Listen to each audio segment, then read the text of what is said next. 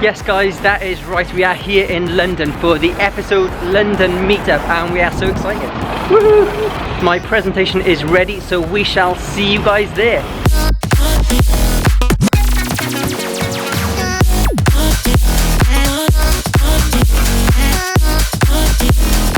Okay guys, we are here at the venue. Woo! We haven't met anyone yet, we're on the other side of the road, but we're hoping that somebody else is here. We are quite early because I am setting up for my coding clinic, which is happening at 10 AM. We better get going.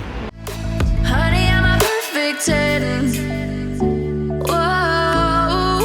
Honey, I'm a perfect. Okay guys, I am in the coding clinic room. I've got everything set up, ready to go. That's looking beautiful over there. Just waiting for everyone to arrive, and I'm looking forward to helping some people out with their directing issues.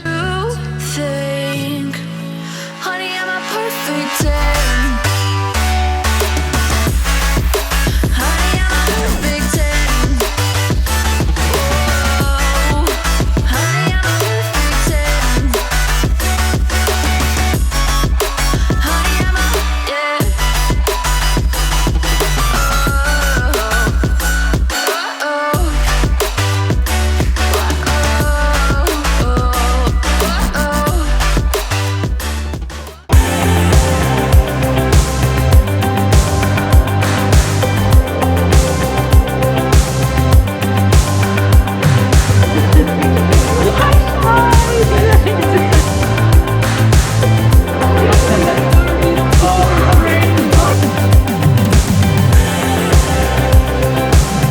This is it guys, the event is about to start. Look at all the people.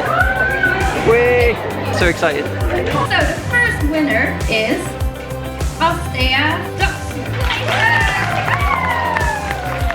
Vitusia.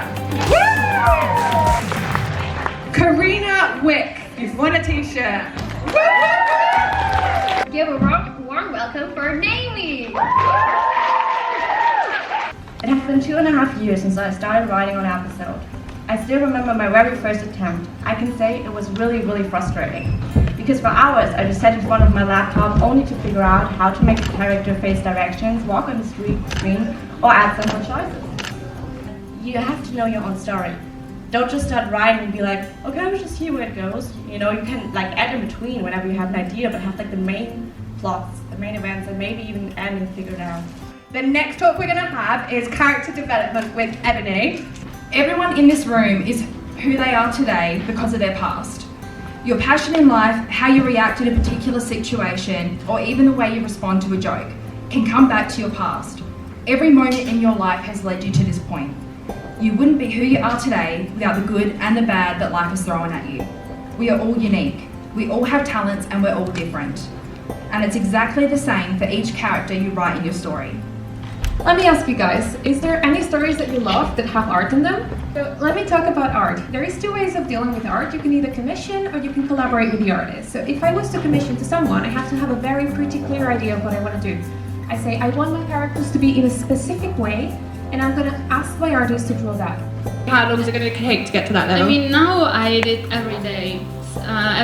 Every day I edit something small or big on backgrounds, or more than one background every day. But if you practice every day with small things like starting with creating overlays, you will be just fine. Horror stories, from ghosts to zombies, Ouija boards and paranormal investigators. Horror is not for the faint-hearted. Sometimes what will work well in a horror movie won't work well in a book. But because episode is a visual platform, you can take in some of them accounts. To meet also my favorite authors and other people who do the same thing as me, who understand me how to write. I'm going to tell you how to write a successful drama story. My story Dream Job's Attention has been in the top position at Drama Rank for over a year. Therefore, I believe that fact gives me all grounds to say that I'm quite good at it. I would have never guessed that I would be here talking to a crowd of people about writing comedies. But I'm also gonna read from my phone, so don't mind me. So comfy stories are all about having fun, being fun. I am a little scared to talk about fantasy sitting in front of Joseph Evans.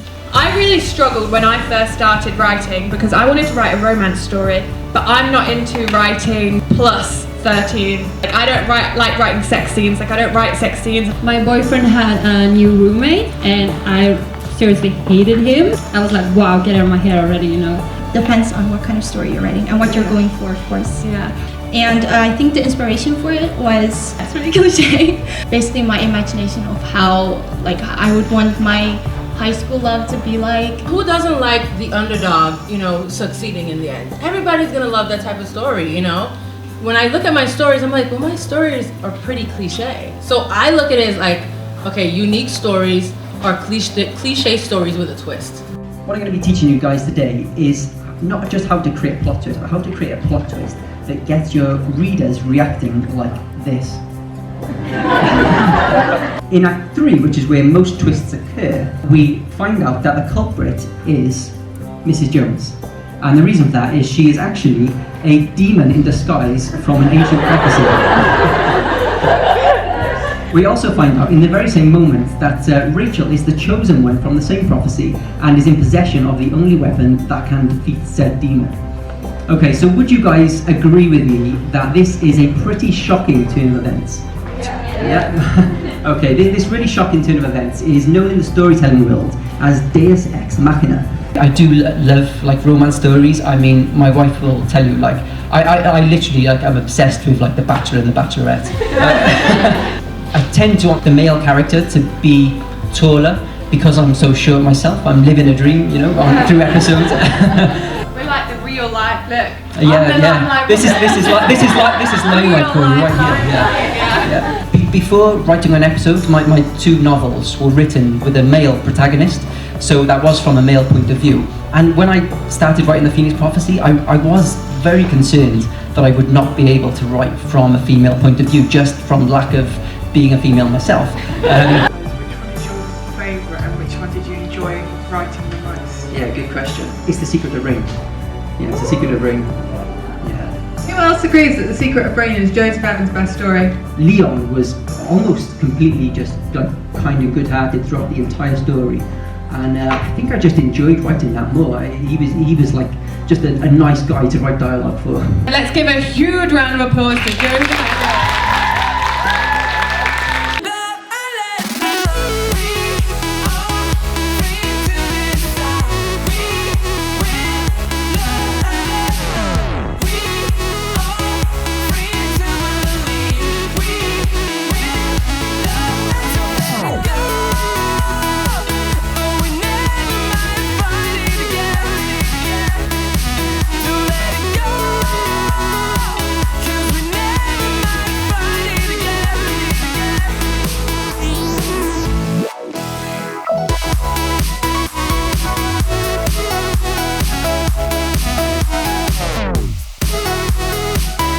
Oh my god guys, that is it. What a crazy day, but oh, that was incredible.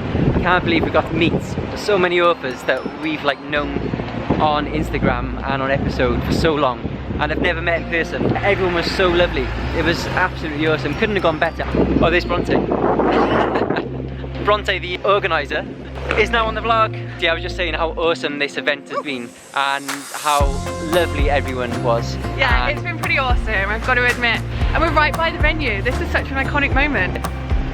That's where it all happened. That's where the magic happened today. That's where the legacy started. I've been saying it all day, this is history in the making. This is the first ever episode meetup and I'm certain it will not be the last. Yeah. Can you imagine if we're all old and wrinkly and then it's our grandchildren doing it?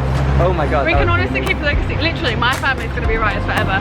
My kid is coming out the womb with a pen in his hand. Guys, you heard it here first. Yeah. Bye, internet. Okay guys, that is actually it now. We are about to head back on the coast of Cardiff. What an awesome experience. I mean, that was just like nothing we've ever experienced before. It was a brilliant day. Thank you so much to Bronte, Kreyn and Lucas for organising it, and thank you so much to all the other speakers who came and all of the readers who came to the event, and also especially to all the ones who came up to me and had a photo and got my signature and all that. We better go guys. We're gonna run and catch our coach. Thank you so much for watching this vlog. and I will catch you in the next one.